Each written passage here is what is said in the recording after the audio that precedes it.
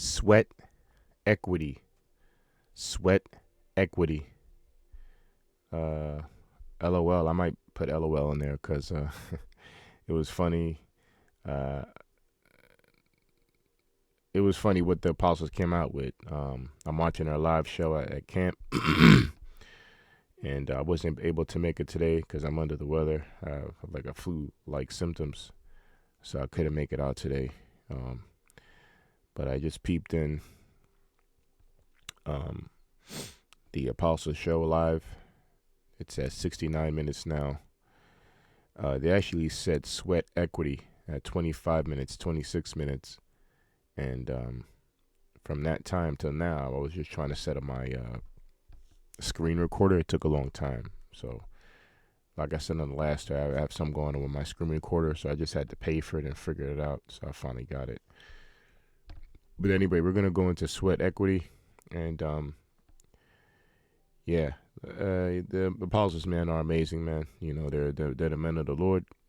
You know, and I laugh because their knowledge is endless. And you know, even like Apostle Star said in this live, he said, you know, you learn every day. So I never really heard that before, but it makes sense because they brought up the pound of flesh. So anyway, the sweat equity. So that goes into that pound of flesh. All right, now I understand that. And sweat equity, again, apostles bring out some beautiful knowledge. And I just want to kind of harp on that, go back on that. So, and of course, sweat equity, when we go into the definition, it falls upon one nation, and that's going to be the nation of Edom. All right. And that's what they're going to be doing. You know, they're going to be paying by their sweat, you know, which means slavery, you know, building the kingdom of Israel and the kingdom of our Lord, Yahweh Bashim Hashai. So, with that, I would like to say, Kala Halal, Yahweh Bahashim Yahweh Bahashim, Ruach Kodesh, Thwada Yahweh for giving us Yahweh. Double honors to the apostles of GMS who have the 100% spirit of Yahweh Bahashim, Yahweh in them. Double honors to the CT bishops. All right, elders of GMS, our big Akim, and greetings and salutations to the Akim in this country and all over the world, prophesying in the true name of Yahweh Bahashim Yahweh, which is none other than the power of the nation of Israel, which consists of you so-called blacks, Latinos, and Native Americans, and anybody who are descendants from those people from their father's side. Shalom to those who are scattered abroad. I am your Iquab, Lord willing, serving the King of the universe, King Yahweh Shai, from the power of Yahweh. All right, and again, you know, I guess the real reason I put LOL because it's like more of an amazement. You know, they just, you know, Paul Star just always be pulling stuff. You know, I don't want to use the magician term. He be pulling stuff out that spiritual hat of his through the Holy Spirit, and you know, it's always so impressive. You know, so and shows why. You know, he's an apostle, and all the rest of them are Apostle Gabar, Apostle Rakar, Apostle Ramlab, and including the CT bishops. You know, they all have deep treasures, and I'm always blown away by certain stuff stuff they come out with. You know, so again, we're gonna go into sweat equity real quick, and then just bring in a few scriptures on that, right? And this again, sweat equity befalls on Esau. So I got sweat equity here. All right. I didn't read it yet, but we're going to read together. And this is sweat equity. This is sweat equity is an ownership, interest, or increased value in a project. Hold up, is that? Okay, I thought, okay. Slack it, hold up. Okay.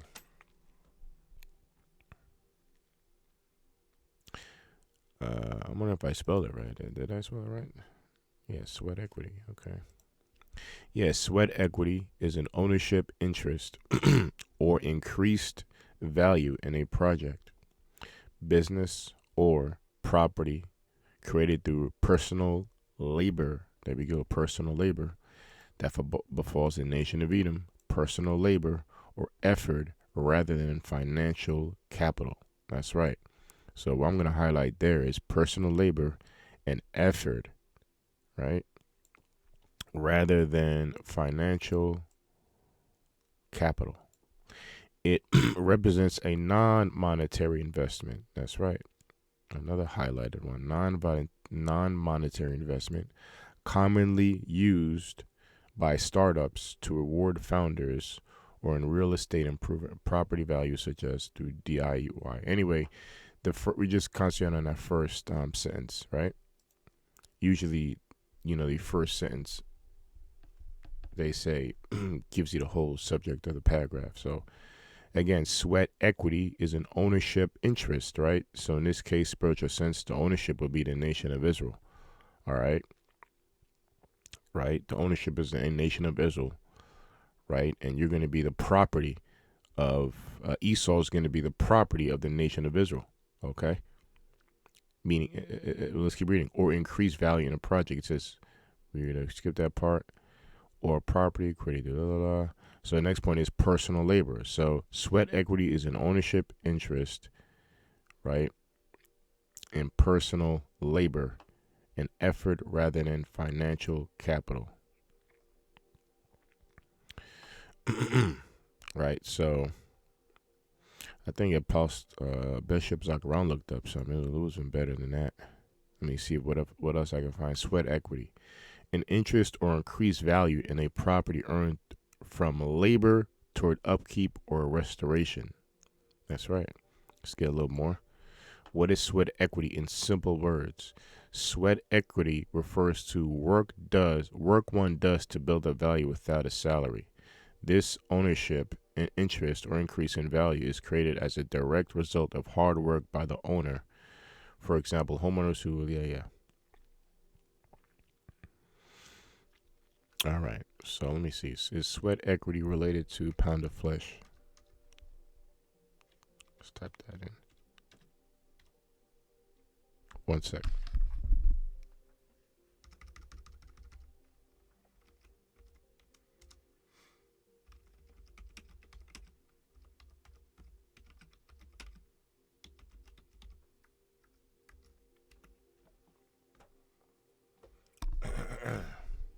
All right, I type in sweat equity. Let me type it in better. Is it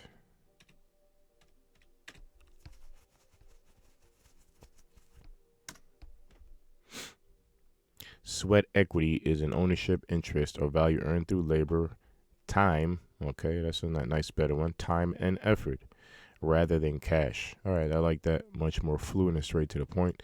It says frequently used in startups and real estate to build value. It is not directly related to the pound of flesh. A demand for harsh, painful repayment instead of sweat equity is constructive investment of hard work. Yeah, that's a nice definition.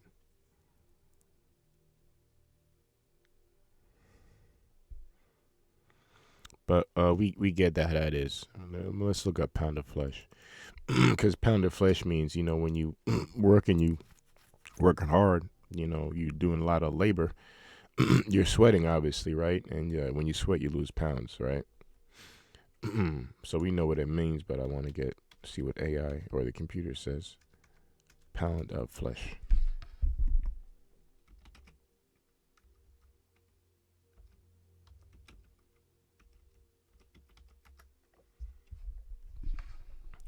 Pound of flesh. A pound of flesh is an idiom.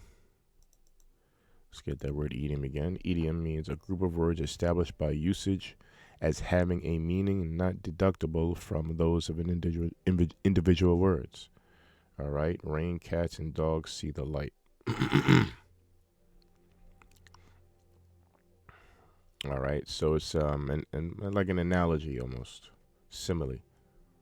A group of words established by usage as having a meaning not deductible from those of individual words.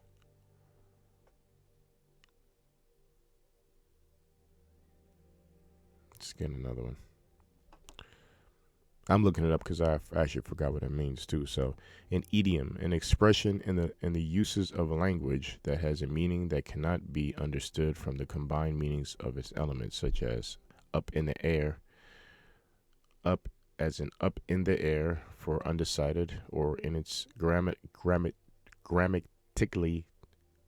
grammatically a typical use of words such as give away for retreat. Yeah, so that's a good one. Yeah, like if you're undecided, you say it's up in the air, right? But you're saying that undecided. That's what you really mean. So it's like figurative speaking. So we'll say that.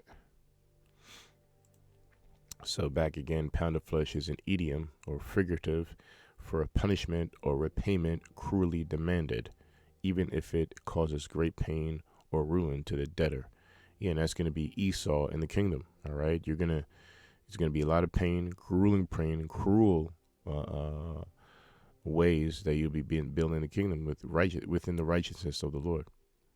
All right, with great labor and sweat, blood, you'll be building the kingdom of heaven. All right. See what else we can find.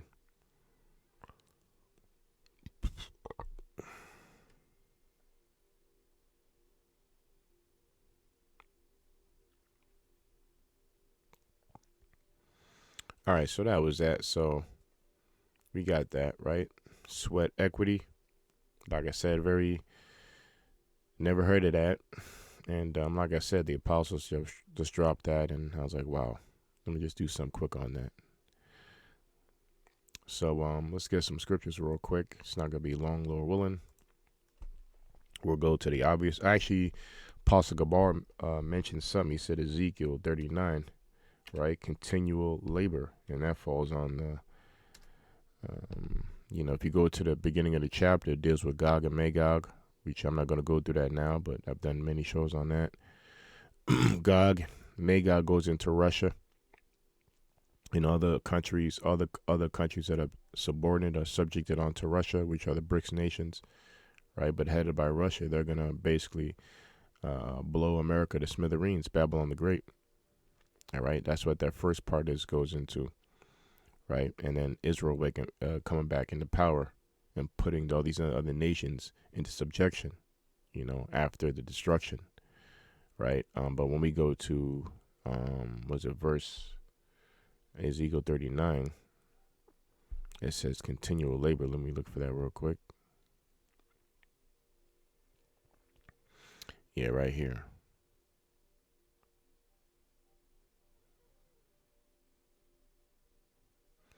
Yeah, so basically it talks about the cleanup. I'll start from 12. It says, in 7 months shall the house of Israel be burying of them, that they may cleanse the land. Right? Yea, all the people of the land shall bury them, and it shall be to them a renown, the day that I shall be glorified, said the Lord power. Right? And they shall sever out men of continual employment. Right? So that was the point there. Right? And who's going to be severed first? Who's going to be separated first into continual employment? None other than the nation of Edom, hands down. All right, they're going to be the first ones carted into slavery. The main workers in the, I mean, all nations are the first 1,000 years, but all day, every day, Esau's going to get the same. Well, actually, might grow more every day until he gets exterminated.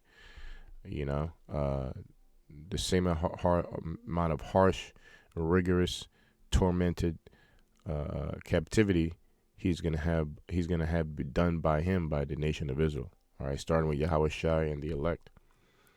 All right, and they're going to be the first ones separated into continual employment, starting with the Rothschilds, Rockefellers, right, Oppenheimers, the rich elite banking families of the earth, the Edomites. They're going to escape into their bunkers and their underground bunkers, whatever have you, space stations, and they're going to be again, like the scriptures say, the first ones carted into slavery, right?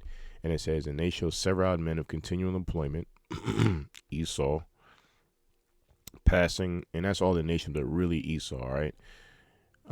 Passing through the land to bury passing through the land to bury with the passengers those that remain upon the face of the earth, to cleanse it after the end of the 7 months should be they search.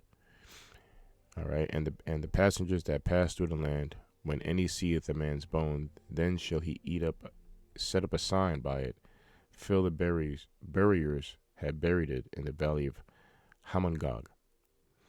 All right, but I just wanted to get that quick one in. Ezekiel 39 again, and they shall sever out men of continual employment. Again, Ezekiel goes into destruction, and then afterwards Israel coming down from the chariots and cleaning the earth and putting in and gathering the people, the other nations, into slavery. Okay, and that's why you see the last chapter, Israel is restored. The last part of this chapter, right? And the Lord's name will be glorified. Let's go to another famous one. This is Romans 9.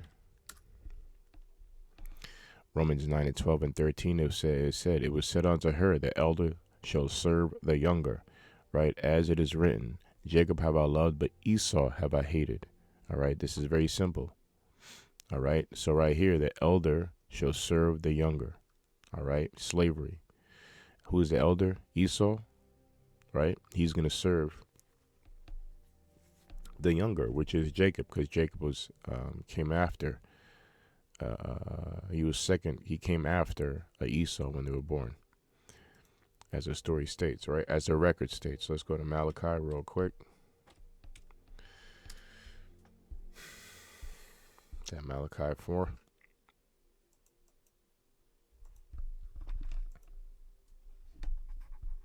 No, it's not Malachi 4.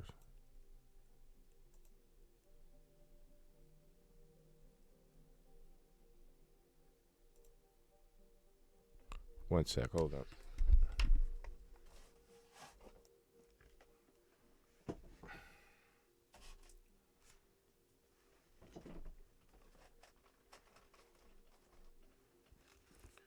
Okay, this is Malachi 1,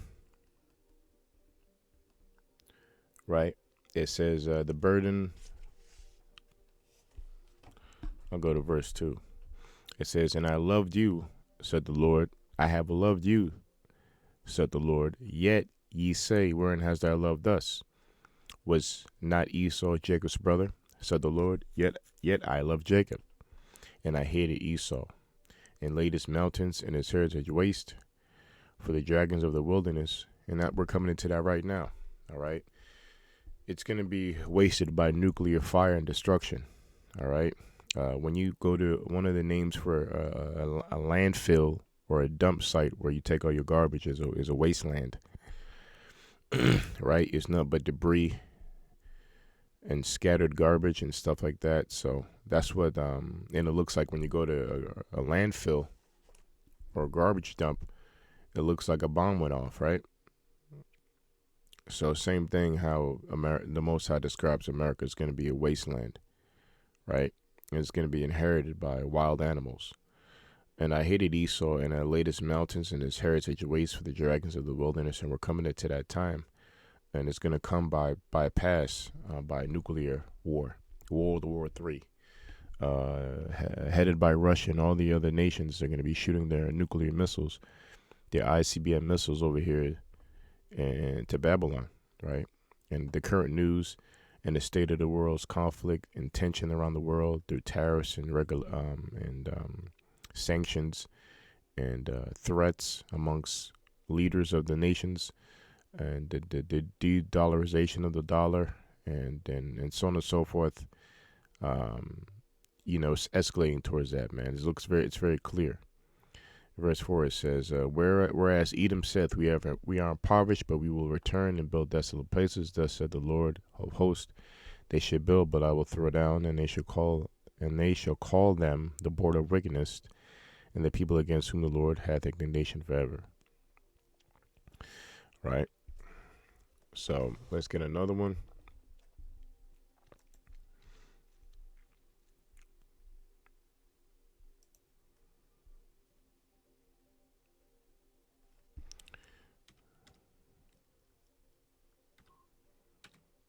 One sec. All right. This would be like the last one. I don't really have anything else. Um, but this is the prophecy of our wicked, of Esau the wicked, when he got his blessing from our forefather Isaac, right? And let's read it. Genesis 27, and let's see where I start. 38. I'll just get to the point on this. It says, and Esau said unto his father, hast thou but one blessing, my father? Bless me, even me also, my father. And Esau lifted up his voice and wept. And Isaac his father answered and said unto him, behold, thy dwelling shall be the fatness of the earth, and of the dew of heaven from above. Right? And he has that today, that he has fulfilled that prophecy. Well, let's keep reading. It says, and by the sword shalt thou live, right? And shalt serve thy brother. Right there. And by the sword shalt thou live, right? So what's the attribute that that Esau, that this man is ruling it? How should I say it? How do we know that this prophecy is being carried out today, right? Because you have to look throughout history and what people have ruled by the sword. If you look throughout history, right, and create and establish dominance through their sword, and is the nation of Edom, right, going all the way back to really the Renaissance. That's when they really came back into power, right? Um, like we just read in Malachi, right? We just read in Malachi. I'll just get it real quick. We don't got to get that. I know my mind's running every. We don't really got to get that, but meaning that he should come out the rocks again, meaning coming out from his 1,000-year tomb of being thrown into the caves in the Caucasus Mountains, right? But it was prophecy stating that he'll come back into power, right? And that was during the Renaissance period, okay? And through then, he's been ruling by the sword and deception and killing and murdering, right? The conquistadors, the Romans, all right? And of course, now down to, America, these Edomites in America. So again, when we go to Genesis 27:38, let's go to 39. It says, and Isaac his father answered him and said, behold, thy dwelling should be the fatness of the earth, right? Meaning total, enjoying all the benefits of the world, right? And none other than the elite banking families are doing that, right? Their worth is beyond money. You can't even count. You have Elon Musk now going viral for, I think, breaking 1 trillion, or making a deal that he's going to be worth $1 trillion. But still, that's crumbs compared to what the elites have. And it just shows you how far the gap is between the rich and the poor. All right. Bill Gates and what's his name? I just said Elon Musk, right? They're not the richest people on earth. Okay. By far, like I said, the elites, you can't put a worth on there. You can't put a count on their money. It's estimated they could be worth over 500 trillion. Okay. So that's definitely the fatness of the earth. Okay. It says, so that's check number one. It says, in the dew of heaven from above, right? They have satellites over the heavens. They have HAARP, weather manipulating devices, right? That can control the heavens. They can send satellites into the heavens, right? You're able to have RFER, radio frequency technology, because of satellites up in the heavens, right? Et cetera, right? It says, and by the sword shall they live, and they do this by the sword, right? America has gotten their dominance by just going to war, right? And the proof of that is right in their history. Okay, we always bring out, since this is the 250th year of America's establishment, since 1776 to 2026, and America's only had 20 years of peace. So what does that make them? That makes them a war country. You just had recently, Trump just renamed the Secretary of Defense, or the Secretary he renamed an office to Secretary of War or something like that, Department of War, right? So, meaning that they live by the sword, right? And you see what they did, how they talk about going to Iran, how they talk about taking Greenland, how they captured Madeira out of, what is that, Venezuela, right? Um, that's all proves that this is this man, okay? That this prophecy is fulfilled. So it says, excuse me, and by the sword shalt thou live, and shalt serve thy brother. All right, and it shall come to pass when thou shalt have the dominion, thou shalt break his yoke from off thy neck. Right, and that's it. And and thou shalt serve thy brother. All right, and that's what it's leading up to, man. Esau, you're gonna serve your brother Jacob, which is you so-called blacks, Latino, Native Americans. Esau is going to be serving us in the kingdom. He's going to be building the Lord's kingdom. All right, building the kingdom of Yahweh, Bahashim Yahushai. Right, yeah. All right, so I can't really think of anything more. Let me see. I can think maybe one more in Revelation, double.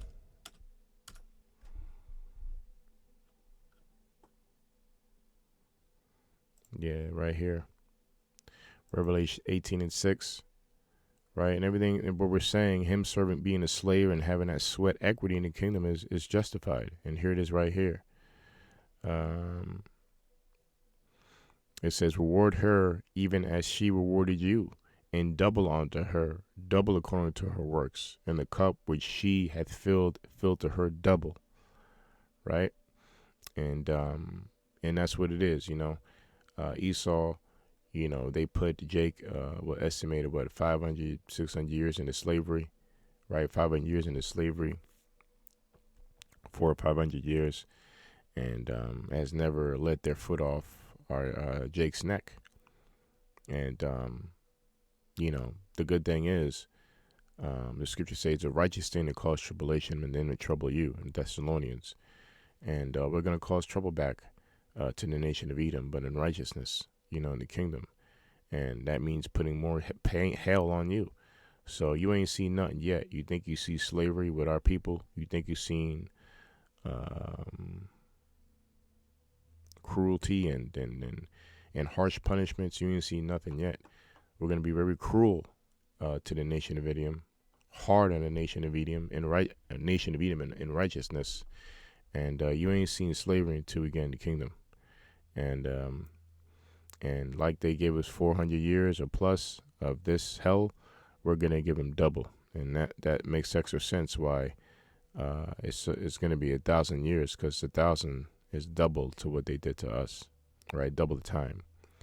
And it might be more because, feel like more because the earth is going to get bigger and time is going to expand because the earth is going to get bigger. Access of the world, the way the world spins is going to be longer as far as the days. So longer days, longer weeks, longer months, longer years. Okay, so Lord willing, a day day to day. How should I say that? One day in the kingdom can be a week down here, like here. So anyway, reward her even as she rewarded you, and double unto her according to her works, and the cup which she has filled for her a double. How much she hath glorified herself and lived deliciously, so much torment and sorrow give her, for she saith in her heart, I sit a queen, am no widow, and shall see no more sorrow. Yeah, so this really talk about mostly about America and their philosophies and their ideologies. But verse 6, that's concentrating on giving the people who ran America, this whore, really strong with international bankers and their seed, the seed of Edom. You're going to get double punishment in the kingdom, man. We're at that time. And this is what they're afraid of. and they're trying to upset prophecy, so this won't come to pass. All right. So let's see. Okay. So yeah, I just finished up. It's the apostles just finished up. It's 6:05 now, so I know they just closed camp. And like I said, I was inspired by what Apostle Star brought out, sweat equity, and I just started laughing because again, it was amazing knowledge, and you never cease to amaze me with the stuff that they bring out. Matter of fact, let's go to that real quick, and I'll just finish the show on that. I think it was right here. I was appalled at all the people that was following this dumbass, man. I can't, you can clap. Look, Stevie Wonder can see that you guys sold out. Even sellouts can see that you sold out. Joel 3 and 5. You know how when you was a kid used to play frisbee and you liked it, right? So we playing frisbee with these scriptures. Right all here. ones. All ones. They all sold out. The verdict is in, the ones have it. You guys, both you guys sold out. Mm-hmm. And the ones that you're waking up are guys that are not to be elect anyway, so it's all a waste of time. What's that group of dad's band? On the one for fun. On the one for fun. That's us. Joel 3 and 6. The children also. I'm sorry. Let me read the Joel 3 and 5. I think it comes up soon. I know it's around this mark, so hopefully it comes up. Sweat equity. And have carried into your temples. Also, Fast Esau forward. raided temple. Yep. That's 78. In particular, the southern kingdom. You know, they make mud huts to this day. They make mud huts, man. This is with gold and silver, man. Chat, if you believe you're going to sweat equity, man, that's the new word. It's at 23 minutes. You think Okay. Esau think of sweat equity? Description of their sweat equity. They're going to be sweating. Don't be Sweat equity is. A lot of words that we use today come from the ancient world. I'm just trying to bring it back to the beginning.